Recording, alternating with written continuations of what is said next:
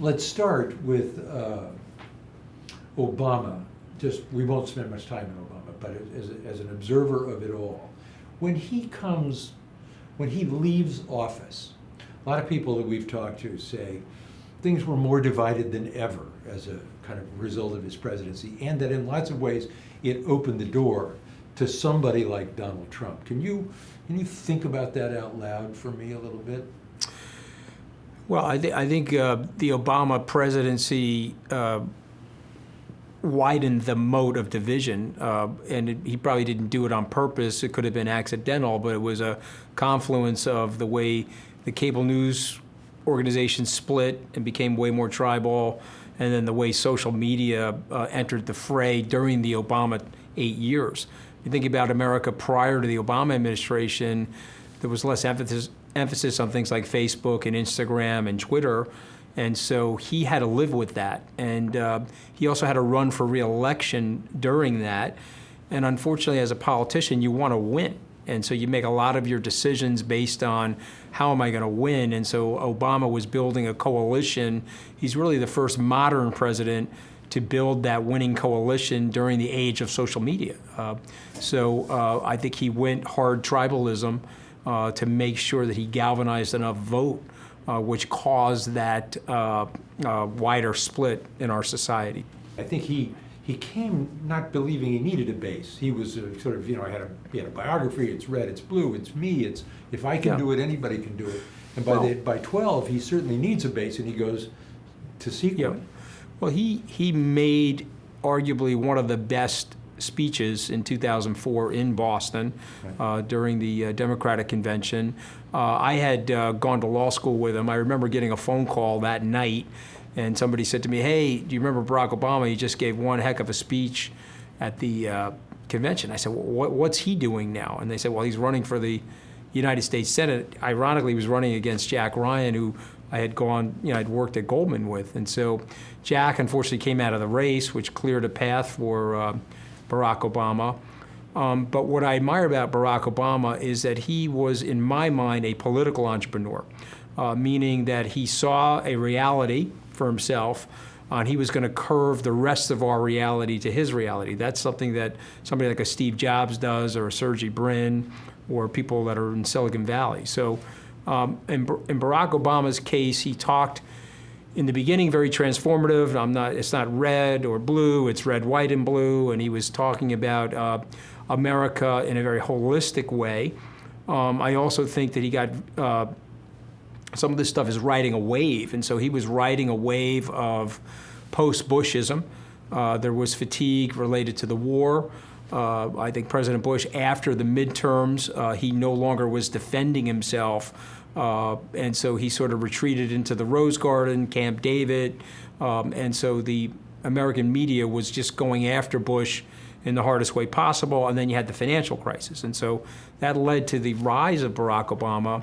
And I think he was trying in the beginning to be that transformative person. But then when he got to Washington, and this is what happens in the swamp, and by the way, I don't even think it's a swamp. I mean, it's literally like a gold-plated hot tub with no drain. I mean, these guys sit in there, smoke cigars, and pass the Cristal to each other. And so once he realized that he couldn't do anything but conform to the rules of the game inside of Washington, that's when he dug in on the tribalist side, and that's where the divide started to widen to create the opportunity for somebody like Donald Trump. Wait a minute, you went to law school with Barack Obama? I did, yeah. I was actually Michelle as well. I mean, I was class of '89 from Harvard. The president was class of '91. He was in Neil Gorsuch's class. Michelle and I are the same age, but she's so smart. She skipped 2 grades in high school, so she graduated from Harvard Law School at age 23. I think she was class of '87, actually. So did you see anything in that young law student, Barack Obama? No, I'm not one of those guys to recast history. I joke with some of the faculty there that it's mathematically impossible. Every faculty member apparently taught him, and every person that was in the school at that period of time actually knew him. I vaguely recall him. I supported him in 2008, though. I met him at a fundraiser in New York We were over at the University Club in July of 2007. I had a check in my pocket for him because my buddies were helping to support him. And at that point, I was like politically agnostic. I was a lot like the way Donald Trump used to be. You know, I had given checks to Chuck Schumer, but also Alphonse D'Amato, and Republicans and Democrats, and again, more politically agnostic. I had a check in my pocket for Barack Obama. I walked over to him, I said, hey, you know, we didn't really know each other in law school, but I got a big check for you. Can I lie to my friends and tell them I knew you in law school? He looked at me and he smiled. He said, if you double the amount of the check, we'll take it right back to Hawaii. And I thought, this guy's going to be proud. I mean, he has a smile. I would say Barack Obama's smile, he probably has the best smile in American politics since Jack Kennedy. And he can light up a room. And whether he likes people or he doesn't like people, he gives the impression that he likes them. And so that makes a very big difference in politics because, unfortunately, in Secretary Clinton's case, she doesn't give off that aura. She may like people. Right. You know, again, it's not whether you like people or dislike people. It's whether you can give them the feeling that you do. See, that makes all the difference in a politician. So you've set up for us nicely Obama by the end of his presidency. Talk a little bit, Anthony, about Trump coming down the escalator. What you thought when you saw that event, what you experienced when you listened to him, what he had to say, where he fell on the 17 candidates running. Give me a setup. Well, look, for Trump. I mean, the reason why I should never be in politics is because I get everything wrong. And so because I'm a business person, I'm an entrepreneur. So Trump calls me and he invites me to breakfast. It's the day after The Apprentice finale, so you could Google the date. So I go to have breakfast with him, and if you've ever been in his office on the 26th floor of Trump Tower, his imperious desk is up here, and he's got these little tiny seats down here, so you have to look up at him. And he's telling me, he says, hey, did you see me on The Apprentice last night? And I'm like, no. He goes, well, you were the only one. I mean, you know, like he's telling me how great he was on The Apprentice and how great the ratings were. And then he says to me, but I'm running for president now. My effective television career, me as a television star, is over. I'm running for president. I laughed. Looked right in his face. I laughed. I said, you're not running for president. It's just another publicity stunt. And then he proceeded to tell me that he had hired Roger Stone and Corey Lewandowski and Sam Nunberg, and he had a base of operations built in the Trump Tower on the 5th floor, which I thought was always funny because once I started to work for him, the 5th floor, you go up the steps and then you're at the 14th floor.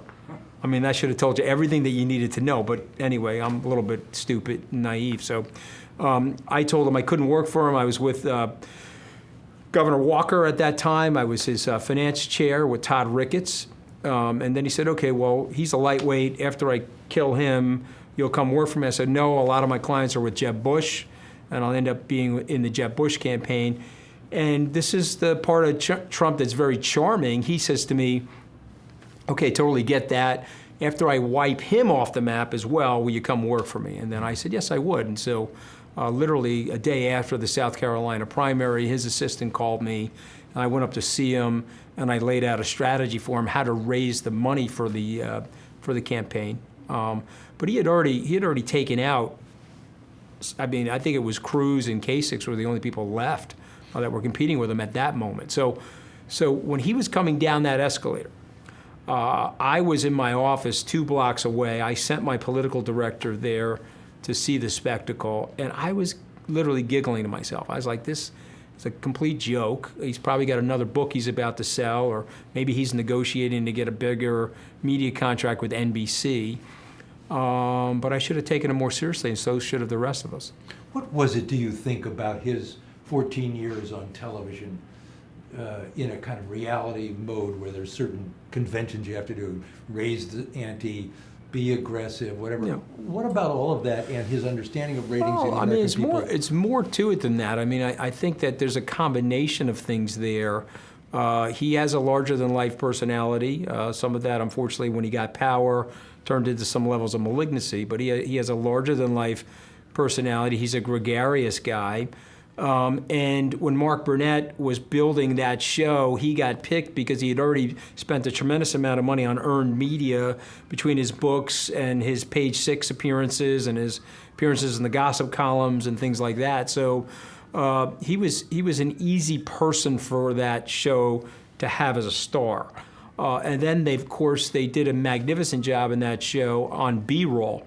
The opening of that show, the closing of that show, all the toys that Mr. Trump had at that time in his life, whether it was Trump Tower itself, the airplanes, the helicopters, the access to people, and the different guests that he could bring to bear on the early show. The point is that the show, you had the base ingredients of a person that was gregarious, that could command a stage presence, that had the physicality and the stamina to be an exceptional political candidate, but then the show helped to carve elements of what the first impression was for Americans. And so one of the difficulties when you live in one of the coastal cities and you have high information and you're totally focused on the political zeitgeist, you lose track of the fact that the average American is going to work in the morning, they're coming home, they're trying to raise their kids and meet their expenses,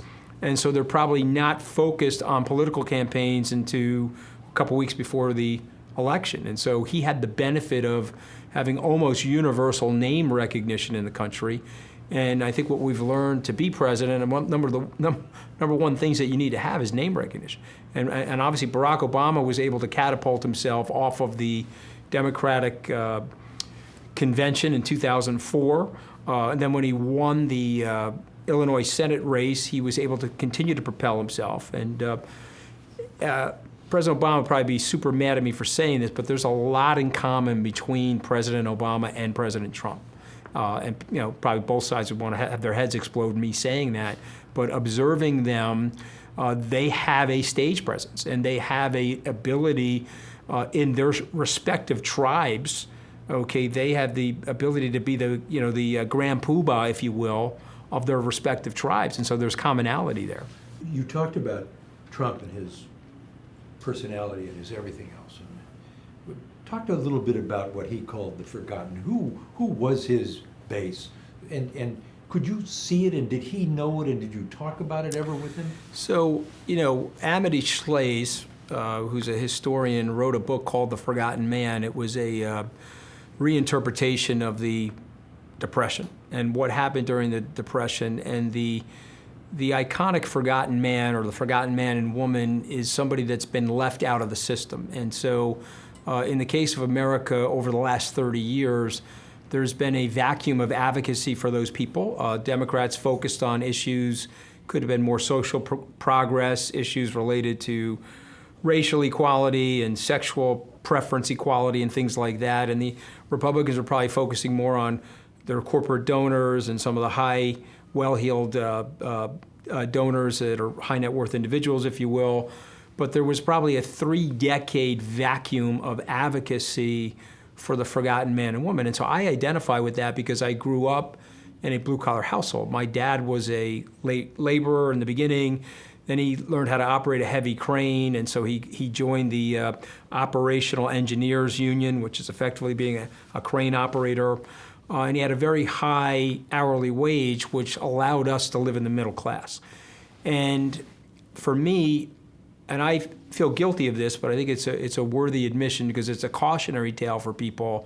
I went from that aspirational working class family to Tufts and then Harvard and then out to Goldman Sachs, and I spent 30 years working my way up the spire of financial independence, wanting to live my own personal American dream. And I did that. My parents were hard-charging, disciplined people. They didn't go to college and they weren't educated, but it was insistent that we went to school to live that aspect of the American dream. And so what ends up happening to you is you go into that collective bias echo chamber, and there I was with wealthy individuals in country clubs or conferences like Davos or in the inner halls of Goldman Sachs or my own hedge fund, and I grew distance intellectually and empathetically from the people I grew up with. And so again, whether you like President Trump or dislike him, you have to acknowledge that he saw the angst of that forgotten man and woman. He saw the transition from a family like mine, which was an economically aspirational family,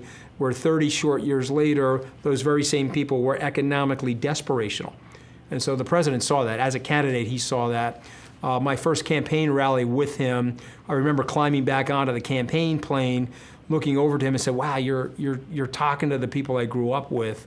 And those are the people, frankly, that I left behind. And I didn't really understand their angst the way I should have. And so I give him a lot of credit for that. He saw what that forgotten man and woman was going through in the United States right now during the age of globalism. And there's a rejection of elitists and a rejection of intellectuals, and certainly a disdain for the media because those people feel that they're being looked down upon. What did they see in him, Anthony, do you think? Well, he was the avatar to express their anger. He was descending into those rural areas, suburban areas, blighted factory towns, and he was representing for them the wrecking ball. He was saying, hey, this has been a disaster for you, and jobs have been lost as a result of globalism. Jobs have been lost as a result of uneven or unfair trade. And I'm the avatar of your anger. If you elect me, I'll literally be an orange wrecking ball at the barricade known as the swamp, and I'll knock that barricade down for you, and I'll disrupt and change the system. It's a very, very powerful message for 62.8 million people. But don't forget that the rise of Trumpism is concomitant with the decline of Clintonism. And so, again, I'm not trying to say anything negative about Secretary Clinton because I have a lot of respect for her career. But if you analyze her campaign, she didn't visit places like Wisconsin. She went maybe once or twice to Michigan. I mean, you'd know the numbers better than me, but it felt like her team was complacent about certain areas of the country that she absolutely needed to win the American presidency. And for some reason, and they would have to explain that better than me, they decided not to go in those areas. And here was this 70-plus-year-old Energizer bunny that was banging a drum in every single one of those areas. And I got to witness that firsthand. I got to see that. When he wins and he's inaugurated, give me a sense of the aspirations you had for him and he had for the country. Well, when he wins, if people are being brutally honest, there was a large measure of disbelief. He spoke about it at one of the fundraisers we had after the fact, which I was giggling about. I don't think any of us thought he was going to win because the polling numbers said otherwise. It turned out that the polls were right as it related to the popular vote. They got a certain group of precincts wrong in some of the states that he needed to win. And so now he's propelled to victory. And I remember that night vividly, obviously, because I was there preparing the VIP parties for the donors. I remember calling him on his cell phone when the futures were down. Bloomberg was reporting that the stock futures were down 600 as a result of his victory. And I remember saying to him, hey, we got to put some stuff in there that are sensitizing to the market so let people know things are going to be okay. And I remember the following day, I think there was a little bit of shock there for him and his team. And I remember a moment of vulnerability. I remember him thinking, okay, there's a weight of responsibility on me. He said something which he didn't live up to, but he said that he was literally going to act more presidential than Abraham Lincoln. I mean, that you could ask other people. They heard it. I was there. I heard it. We laughed, but he meant it seriously. You know, he was going to dial back on Twitter, dial up on presidential nature, if you will. And in fairness to him, in the beginning, he was really listening to people. He was really trying to find solid cabinet members, and he was really trying to figure out how to put the best team together. I remember him meeting with Governor Romney, and I had worked for Mitt, and so I liked Mitt. And I thought that was a good choice for him as Secretary of State because Governor Romney was an establishment figure in the Republican Party. Even though he represented never-Trumpers, it was a time for healing. And I thought that was a move similar to what Barack Obama did with Secretary Clinton by making her Secretary of State. Unfortunately, that didn't come to pass.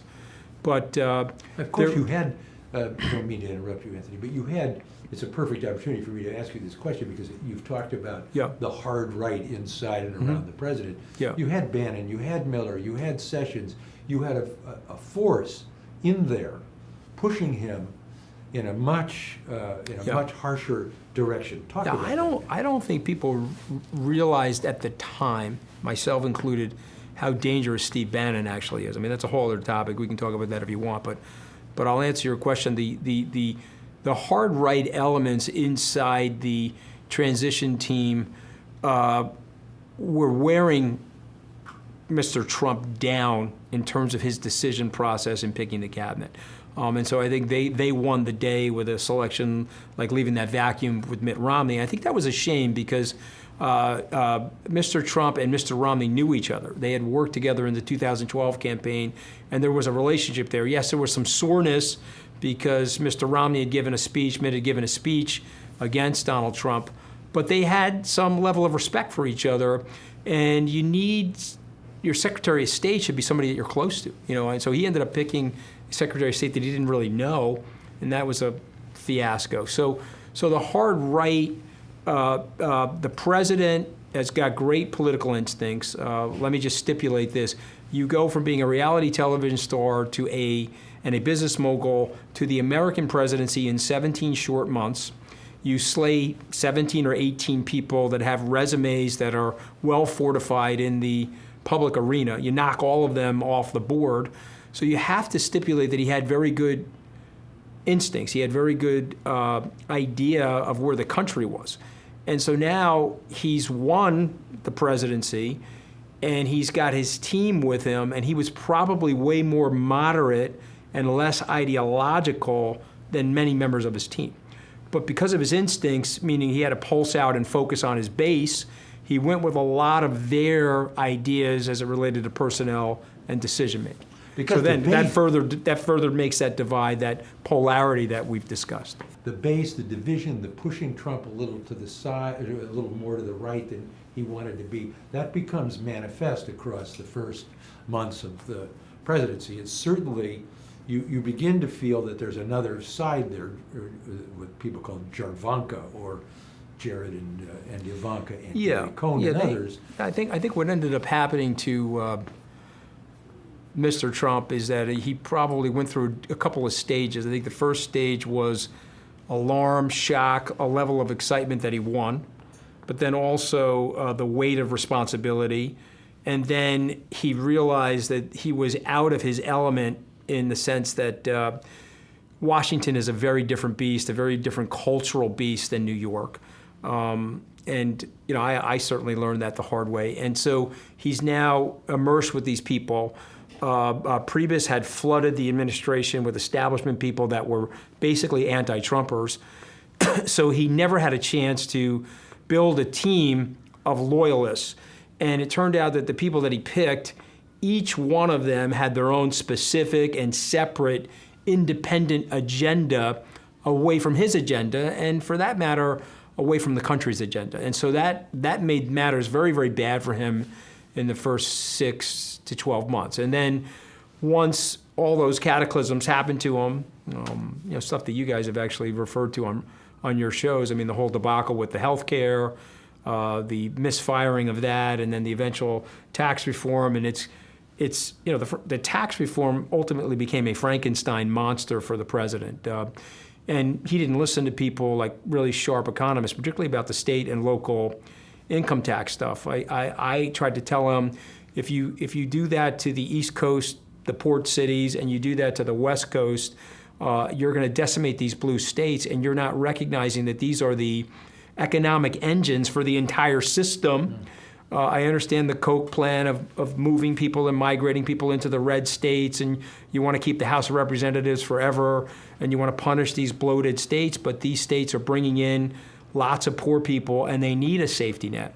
And there are practical realities in each of these states, and they set their agendas based on that income tax deduction. So now you're altering it. You're going to have a really deleterious effect on the economy, which has proven to be true. And you can look at the data, and I can prove that to you. But in any event, the reason I'm bringing all that up, it's probably too wonky and analytical, but the reason I'm bringing all that up is that he stopped listening at the end of his first year. And the reason he stopped listening, not that he ever really listened, but he stopped listening because he didn't trust anybody in the room.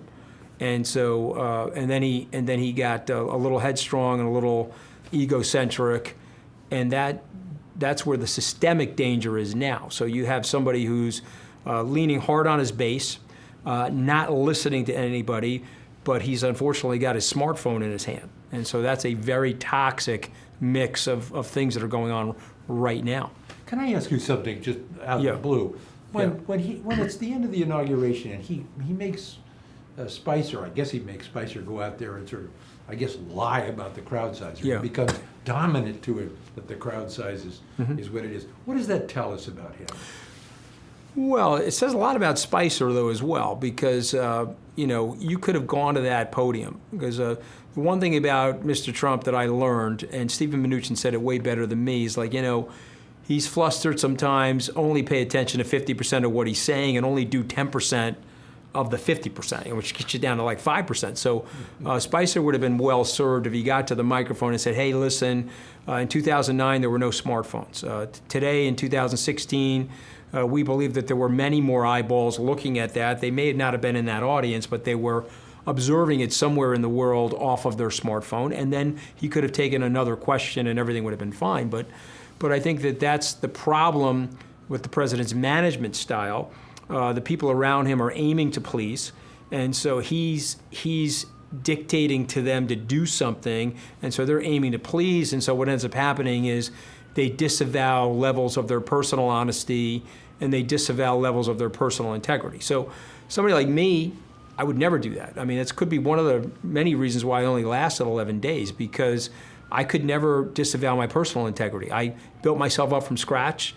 I've got, and one of the reasons why I couldn't really make it in Washington is that I can't be bought and paid for. I mean, I got my own dough, I got my own business, but the president moves the goalposts on people, and I have to remember that, okay?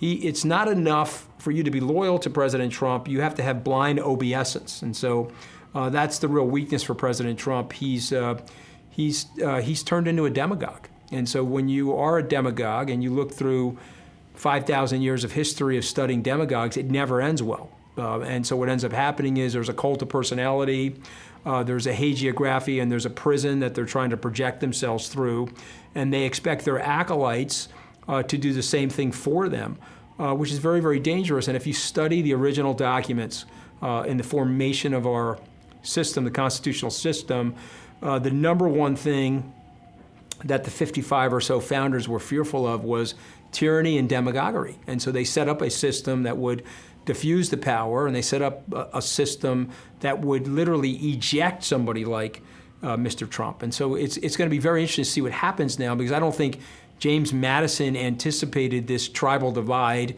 and anticipated that there could actually be people that are stuck and mired into their partisan tribes that would overlook demagoguery or illegal activity or things that any normal person would look at and say, well, I'm a partisan, but let me rise to my patriotism. I'm a patriot first and a partisan second. So to me, I think James Madison, who put those articles in place, would be shocked at where we are today, where we're this so far divided that people are willing to accept gaslighting, accept this hagiography, accept this level of distorted reality. And so I hope I'm right about this, that the fever will break and the spell will break, and that good people will speak out about this, and they'll speak truth to power, and they'll speak with integrity. And by the way, I got this wrong. My hopes for the president, I think we are all products of our environment. We're all products of our upbringing, and we're products of the concentric circles of our confirmed biases. And when I was on the campaign trail with him, and I saw him talking to people I grew up with, I was like, okay, this is great. His policies are going to help these people. We're going to be able to rebuild the middle class in America. While these two tribes have been fighting and beating their brains out on cable television, these people have been left alone in their own economic desperation, their forgotten status, if you will. But we're now going to champion these people, and that's going to be very good for America. But unfortunately, the president, due to his personality issues, he wasn't able to stay on that. And he was victimized by the swamp too. In fairness to him, they flooded that thing with never Trumpers. It played not so well to his levels of paranoia, and now we're in a situation where he doesn't listen to anybody, and he's grinding right now, and you're starting to see the worst affects of his personality emerge. What is it it's about? Very dangerous for the country, by the way.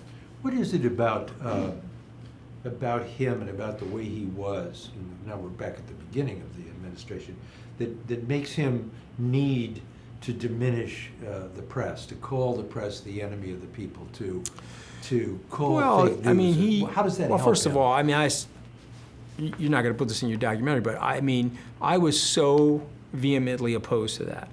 I wrote an op-ed in The Hill in April of this past year, 2019. Mr. President, the press is not the enemy of the people. If you really understand the Constitution, again, the press was there to check power, and the founders really understood Lord Acton's aphorism, even though he said it after they originated the Constitution, that power corrupts and absolute power corrupts absolutely, and so they needed a check on people that had power.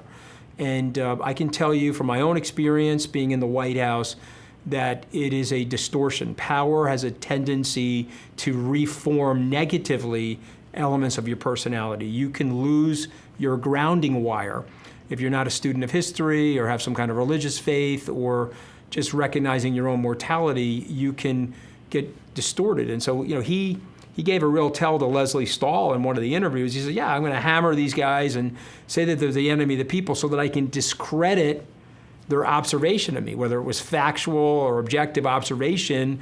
I'm going to do everything I can to a very large group of people discredit what they're saying. And so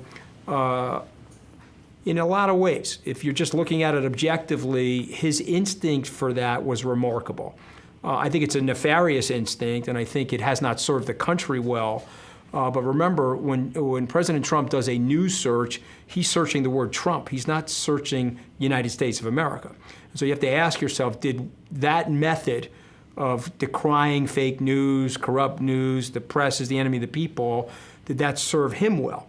And I think, unfortunately, the answer to that question is it did, but it has actually hurt and impugned some of the systems that we put in place in America. And so therefore, guys like me, who's an entrepreneur, trying to make a hiring decision, you have to look at that and say, okay, wait a minute, this is really, really bad.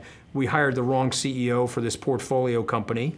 Let's fire the CEO or let's seek a replacement. I was on with one of these pundits from Fox News, and they're telling me that I'm a flip-flopper. I'm like, okay, first of all, I'm not even a politician, number one, and number two, I'm an entrepreneur. You know how many times in my life I've hired the wrong person for a job, and I've had to look at myself in the mirror and say, wow, I misjudged that, I got that wrong. And so the thing you have to do is remove the person and find a new person.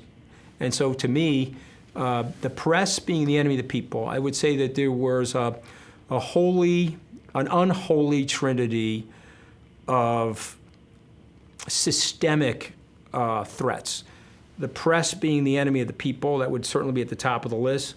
The optics of separating children from their moms or children from their families and the cages. And he can gaslight that any way that he wants, but that issue at the border, now we're discovering that he wanted moats and flesh-tearing spikes and so forth. That's a garish systemic damage to the system.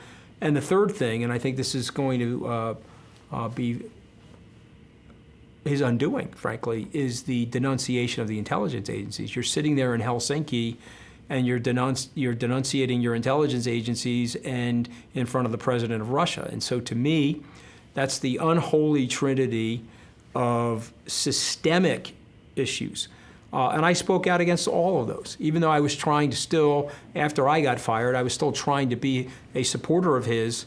I had to definitely separate myself in some ways. And of course, he's a demagogue, so you can't be 7 to 10 for Mr. Trump. You have to be 13 for 10. You've got to be one of those Fox News opinion entertainment anchors, 13 for 10 for the guy. Otherwise, he'll start lighting you up and your wife and everybody on Twitter. That's the absurdity of him. So when he starts to call the press the enemy of the people and all of that is happening, it seems like that's the moment that Steve Colbert, Seth Meyers, all the late night comedians come out and they start going after him. Rachel Maddow gets her ratings start to ascend.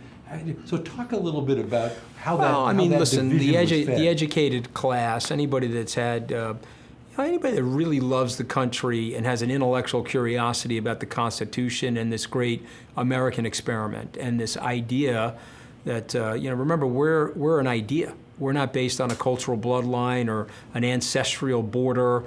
This is an idea. And so when you sit there and you think about the idea of this country, and you think about all of our lives in this country and the achievements that we're able to accomplish in a country like this, you fall in love with the country. And so therefore you have to look at the Constitution and understand the elements of the construction that allowed for so many people to do so well, and for what Lincoln said about the country, it being the last best hope for mankind. And so you're sitting there looking at all this stuff, and you know that the First Amendment is number one for a reason. Okay, it is the torchlight of liberty to look upon people that have power and to check them. Okay, it's the fourth estate. And so when and it was him and Bannon actually, Bannon at the CPAC meeting, I guess in February of 2017, is calling the press the enemy of the people, and the opposition party. I was in the wings. I said, wow, this is going to be really, really bad. This is not healthy. When I was named the communications director on July 20th, that Thursday, in the study off the Oval Office, I'll never forget this conversation. President Trump looked at me and said, man, I had 45 years of really good relationship with the press and the media, and I hosted Saturday Night Live. We were talking about late night people, and what do you think happened? I said, what do you mean, what do I think happened? You declared the press as the enemy of the people. I said, we can't do that. I said, give me an opportunity to fix this. Okay, and so that very next day was Friday, July 21st, I'm sitting in his office. He said, Spicer's resigned. I said, okay, good. I mean, for me, I was like, okay, it's one less person I have to fire. And then he said, well, who should we name to be the press secretary? I said, well, I think you should make Sarah the press secretary. I always thought President Trump needed a woman in that position. I thought she was effective and good on TV. And then he says, okay, yeah, okay, but you, meaning me, you go do the press conference today. And so I said, okay, no problem. So the first thing I did was I called for hair and makeup. Okay, I thought I needed some, so I got the Fox lady to come down and make me up. But then I go out there, and my message to the press on that day was that we were going to begin a process of reconciliation and some kind of healing, and we were going to sort of end the war that was going on. But of course, I got ejected like an Austin Powers villain, so I didn't really last long enough to achieve that. Let me ask you one last question. Since we're in the early throes of impeachment, by the time these films air, it'll be January, and we're going to know a lot more. But the man facing what feels like something different than the Mueller report. This is something, I don't know what it is. How's he reacting to this, and what is his default at this moment? So the problem for the president is, unfortunately, and this is just as an objective evaluation as I can give you, he's not capable of managing a process. Okay, he's a good showman, he's a good communicator, he was obviously a very effective reality television star, and he knew how to brand things. So therefore, those are qualities that you have to say were exceptional in a lot of ways. He got to the American presidency. But to actually be president, you have to manage a process. And so part of managing something, as an American entrepreneur as an example, you have to define problems, and you have to define your objectives, and then you have to build a team, and you have to delegate to a team to get to those objectives. And so the fatal flaw for Mr. Trump is that he's not capable of managing anything. Secondary fatal flaw is that there could be no co-stars in his orbit, because that's a sign of his insecurity. So you can't have anybody on stage with him other than him. Third aspect of what's going on is that he can't listen to anybody, because God forbid someone gives him a good idea, and then the press writes that Jim Smith gave him a good idea, and then he goes crazy over something like that. So even if you're giving him great advice on trade or tax policy, he won't take it to prove that he is completely in charge. So these demons that are inside his personality are literally going to cause an existential crisis for him and the country. And so I predict this will not end well for President Trump. It'll end well for the country, because we got through the Civil War, and we're an amazingly resilient group of people. But it will not end well for Mr. Trump.